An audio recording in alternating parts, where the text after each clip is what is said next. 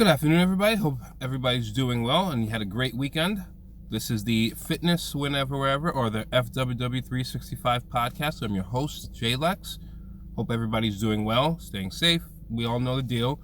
Please like, share, and subscribe to this. We know about the YouTube algorithm and the other algorithms, so please do your best. Share, like, comment. You know the whole spiel. I wanted to talk to people today. I was going through some social media and I saw an old clip of Dick Gregory, the great comedian from many moons ago. Died, I believe it was 4 or 5 years ago. Rest in peace to him, obviously. And it was a clip about him talking about the importance of nutrition. I know that was a big thing for him. Eating right, sleep, the whole bit. So what I wanted to talk today about was you are what you eat. So I'm not going to be a long video today, but nevertheless, I wanted to talk about that because it seems, even though we're in 2022, or just got into 2022, we still seem to be behind, at least here in the States, overseas as well, but more here specifically in the States. There still seems to be an issue, even though there's a lot of people working out, there's a lot of people kind of watching. We still aren't at the point where obesity is under control, where diabetes is under control, certain types of cancers. And he said something in the clip that I saw today, how he talked about it being a generational thing, how it's not just it's what you eat, but it's also how you grew up. And I thought it was very important that I talk about this today because we don't talk about that enough. I mean, some people do, but it's not talked about enough in the mainstream. It's a generational thing. I can speak for myself. My parents grew up eating a lot of fried foods, pork, and, what we call a griot. Other people do because, it's the easier thing to eat. There was a lot of canola oil, vegetable oil, kind of the whole bit. I was helping a friend out, actually, with putting together like a template for a Mediterranean diet because he wanted to lose some weight. We're really the first generation that has had the opportunity and had the information in front of them to be able to make conscious decisions. But you still have people, and I know that part of it is financial and everything along those lines, but you still have people who are still eating, McDonald's, who are still eating Wendy's, Burger King, and other kind of traditional fast foods. And we have to find a way to break that cycle, to make quality food, organic food, not so expensive, and make it accessible to everybody, not just people who live in the suburbs, not people who are upper middle class, but we need it for everybody. Because I talked about in a previous video, we're at somewhere around 43%, I think it's almost 45% of society in the United States is obese. You can have different interpretation of what you think obese is, or fat, or whatever the case might be. But the reality is, it's getting worse. And it's going to continue to get worse. And it should be... I'm not one for wanting to force people to want to be in shape, have to be in shape, things along those lines. We're not looking, I'm going to say personally for myself, I'm not going to speak for, other people. I'm not looking for people to be supermodels or bodybuilders or anything along those lines, but you have to have good health in order to function. It's a very important thing. There's all kinds of things that can be avoided. There are certain things that can't be avoided, certain types of cancers, but a lot of the cancers can be avoided by avoiding something as simple as sugar, large amounts of it. I still see some places that people are eating candied yams, and I saw a video, I forget how long ago it was, but I guess they were making like candied yams in a restaurant, and they had, the Domino sugar that comes in the little kind of white, blue, and yellow packet, and they're just pouring this white sugar all over these yams, and I couldn't believe what I was watching. And I said, this is not like 25 years ago, 30 years ago, 40 years ago. This was like 4 or 5 years ago. And people are still consuming large amounts of sugar. That is one of the biggest reasons for the obesity epidemic that we have in this country, as well as other types of cancers. We're one of the most industrialized nations in the world, and we have the highest amounts of cancer, obesity, and other diseases, and other quote-unquote diseases. And I thought he made a great, Dick Gregory I'm talking about now, I'm a little all over the place here, but I thought he made a great point in that these are ailments, or these are diagnoses.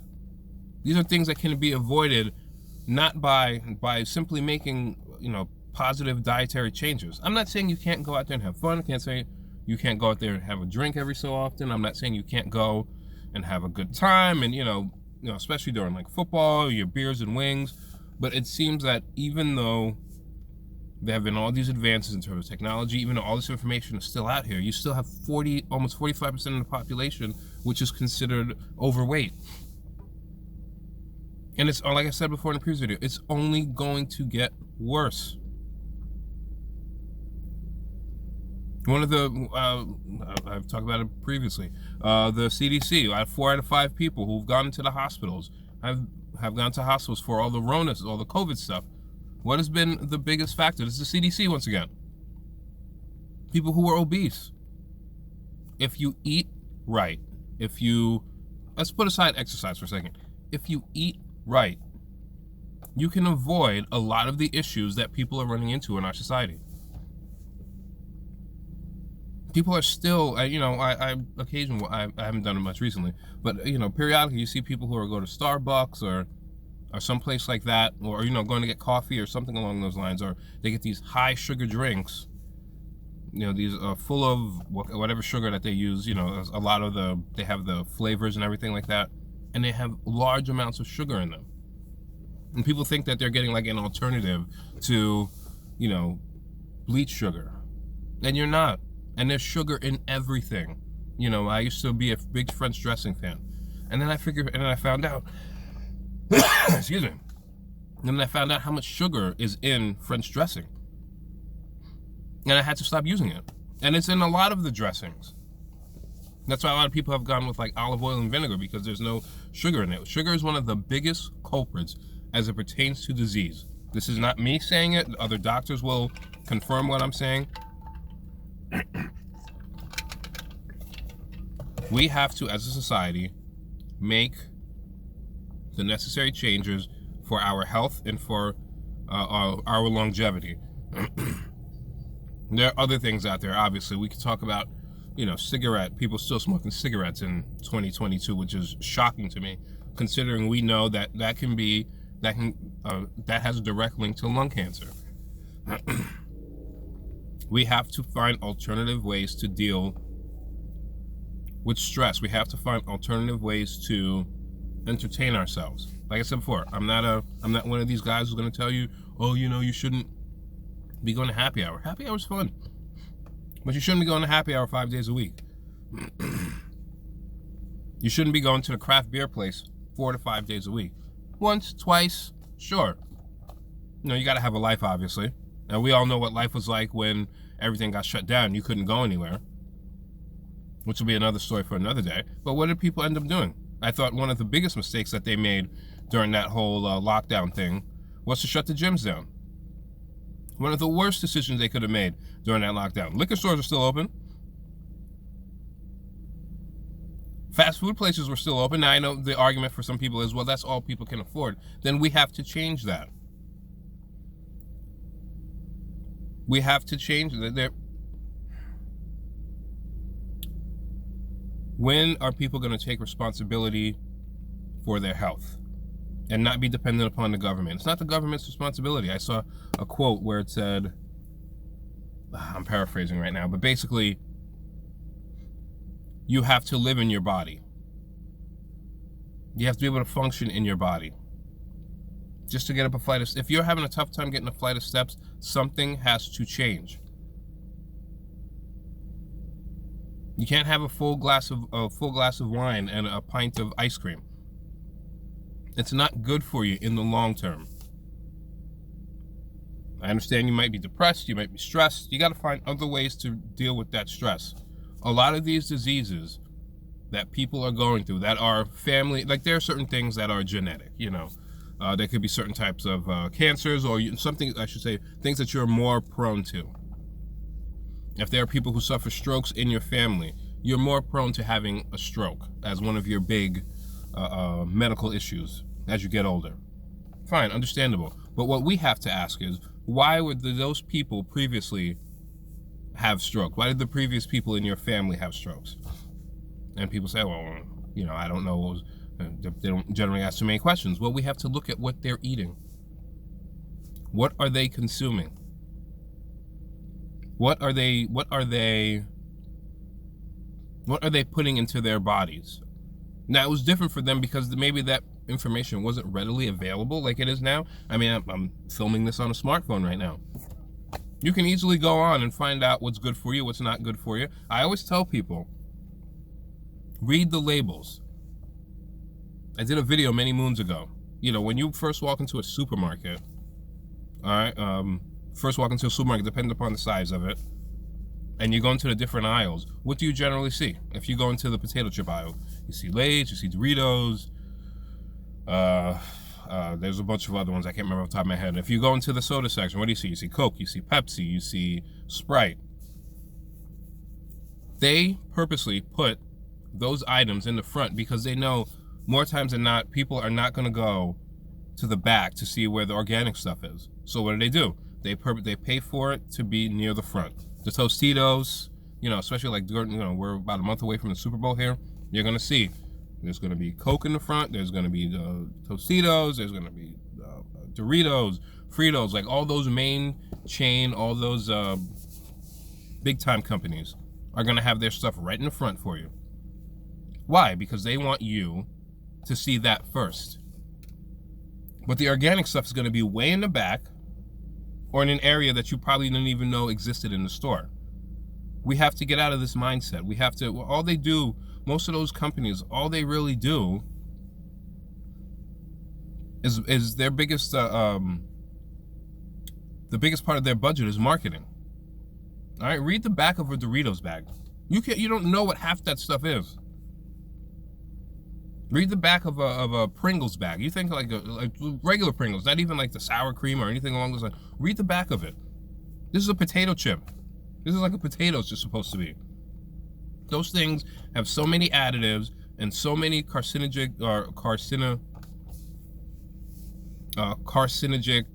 I'm saying the word wrong, but so many carcinogens that are in there. So many additives that keep those things can sit on the shelves for months. I saw it like back when I was in like middle school. Like you could take a piece of bread, like piece of Wonder Bread, and you could put it in a bag and you can let it sit for like a month and it'd get no mold on it. All that stuff has additives and it has preservatives that keep it there so that people will go in and buy it month, 2 months, 3 months, 5 months, 6 months. That thing could probably sit there for a year and not catch any mold or anything along those lines. We have to be better at choosing what we're eating, making meals for ourselves. Nothing wrong with every so often having some kind of fast food or something along those lines. But even the fast food is not very good. Most of the fast food chains, they're not really food companies. They're real estate companies. If you ever watched the movie The Founder about McDonald's, you can go watch that movie and you'll see exactly what I'm talking about. McDonald's, Burger King, they're all real estate companies fronting as a food chain. Food is their front. You have to take better care of yourselves. Yes, I know it's hard. And one of the great things that we have now is there are companies, I can't remember, I think Eat Clean Bro is one of them off the top of my head, but there are companies out there, if you don't have the time and you need to delegate somebody making your food for you, that you get organic ingredients, that it's already made for you. There are gyms out here. There's one of them in Westchester called Fatburn. I don't think they do it anymore. But in the beginning, what they would do is they would, put you through an entire assessment, and then they would take care of your meals for you. And all people were doing was going in there, working out, getting stronger, and losing weight. You have to change your habits. You have to change your behavior. Most of these ailments that people have out here, excluding stroke or something along those lines, or something internal you don't know about, can be avoided by simply making smart decisions as it pertains to your meals. I don't know how many times I drive by when I'm going to the gym and I see lines around the corner for Wendy's, as if Wendy's is serving you real meat. This is not like in late night when you've gone out and partied and you're like, oh, okay, you know what? This is the only thing that's open, or McDonald's or something along those lines. Fine, I can see that. But you shouldn't be consuming McDonald's, Wendy's, Burger King 3 to 4 times a week. Hell, Chipotle is supposed to be a healthy alternative, and you shouldn't have that more than a couple times a week. You should not. You have to make smart decisions as it pertains to your health. And whether it's a Mediterranean diet, whether you go vegan, whether you go vegetarian, you should be reading every single label. Like I said, I'm filming on this smartphone.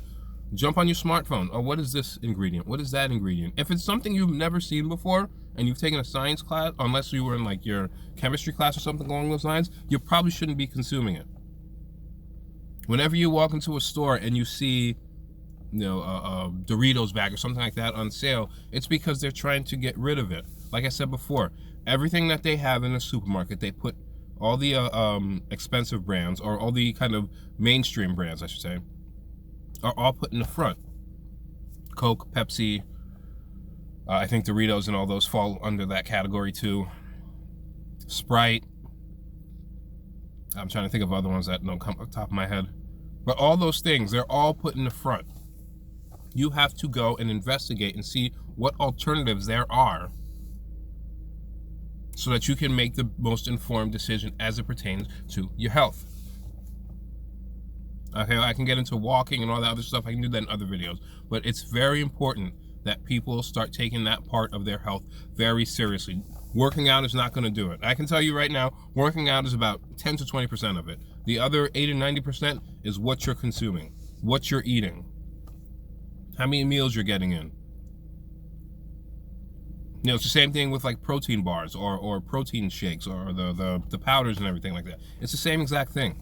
You have to go and investigate what it is that you're consuming.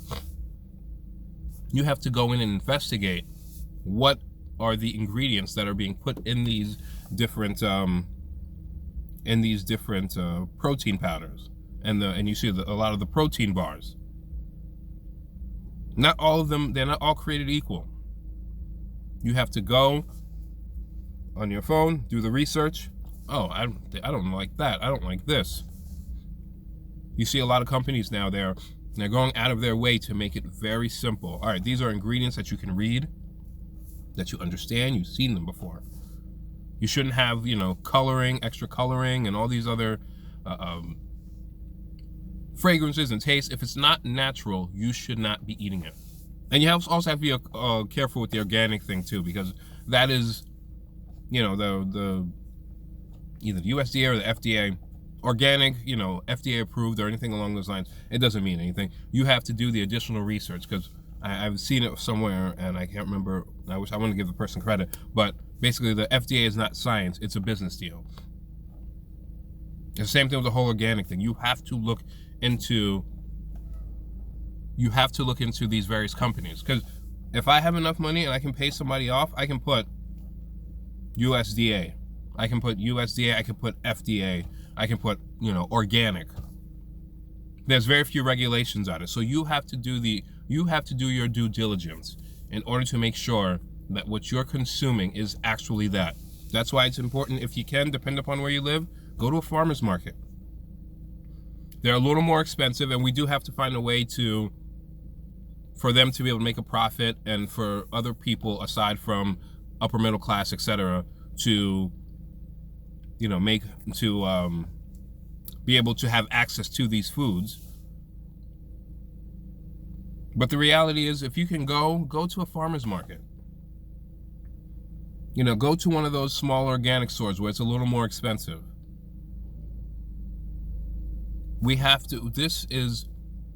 Nobody's going to do this for you. As terrible as it is, nobody's going to do it for you.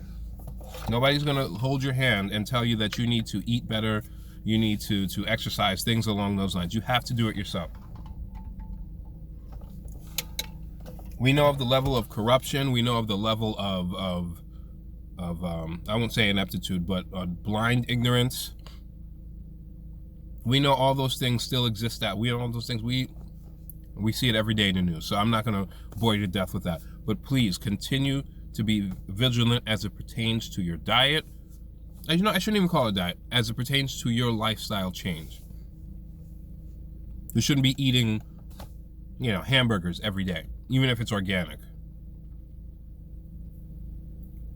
You shouldn't be consuming large amounts of milk. You shouldn't be consuming large amounts of sugary drinks, whether they're alcoholic or non-alcoholic. That includes like orange juice and stuff like that. You should limit your sugar intake. You should limit the amount of time. You should limit the amount of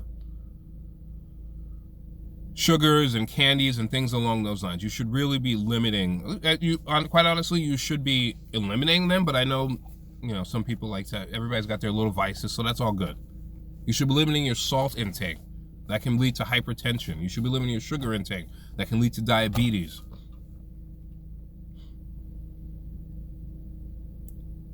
You should be doing things that are helping you health-wise, and not being a detriment, because it's going to catch up with you eventually. As I've mentioned before, you should go and get a blood test. See where you're deficient. I know a lot of people don't like to go to doctors. I'm going to say it again. Go to your doctor, especially past the age of 35. You should be going to a doctor minimum of 2 times a year and getting a full workup. It can change that quickly, especially as you get older. Then you can make adjustments. You should always be making adjustments. When you're young, you can pretty much do whatever you want to. When you hit about 25, you should start to slow down. As great as getting drunk is, a hangover is not great. Don't need to spend your money on mountains and mountains of alcohol. During the pandemic, during the lockdowns, depression went up and alcoholism went up. That's going to come back to bite you in the future. So you should be attacking it now. Plenty of you have aunts and uncles and grandparents who have had to have amputations and have been wheelchair stricken. Not solely because they weren't exercising, but because they had terrible diets. They didn't know better. They didn't have the information readily available to them. You do. So please, I beg of you, please make the right decision for your health. Start limiting sugars. It doesn't have to be a generational thing. It stops today. It stops with you. You have the information. If you don't know everything you're doing, go see a registered dietitian or a nutritionist. My mother worked in nursing homes for 15 years, and I watched a lot of people in there who could have avoided being in there because they either were smokers, they didn't take care of themselves, they ate poorly. You don't have to be a millionaire to eat well. You don't have to be a millionaire to make little changes. Limit your fried foods. A lot of people in there who had so many health issues that weren't solely based upon having a cancer or something along those lines. A lot of these were behavioral issues. You have to change your behavior. It starts with you. What's happened in the past has happened in the past. You have to take better care of yourself. That is the only way that you're going to survive. It's better for your family. You'll live longer. You'll be more active. So please, I beg of you, please take the first steps. If you're hearing me for the first time, please take those steps. Take baby steps. Throw away the pack of cigarettes. Stop drinking wine all the time. Stop drinking, alcohol all the time. Stop going to happy hour all the time. If you want to go to a gym, go do a walk. Walk on a treadmill. Do something. You have to start somewhere, or you're going to continue these behaviors, because this is a behavioral issue. This is not just a disease issue. This is more behavioral than disease. You have to take control. The government's not going to do it for you. Your family is not going to do it for you. Take control of your health. All right? You are, as their old saying goes, you are what you eat. Please, take care of yourselves. All right. Have a great day, and I will see you guys soon. Bye.